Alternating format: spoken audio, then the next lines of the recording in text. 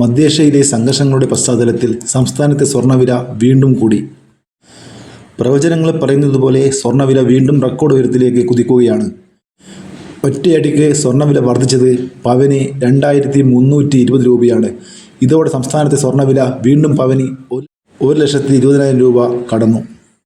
ഇന്ന് രാവിലെ ഗ്രാമിന് 365 രൂപ കയറി 15,465 രൂപയിലെത്തി.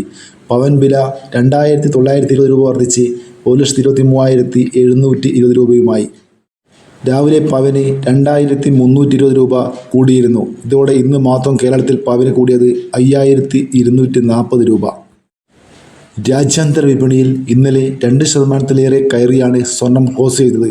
ഔൺസിന് $100.58 വർദ്ധിച്ച് $5,278 ഇടയ്ക്ക് വില $5,250 എത്തിയിരുന്നു. വെള്ളി ഗ്രാമിന് 10 രൂപ വർദ്ധിച്ച് 295 രൂപയിലെത്തി.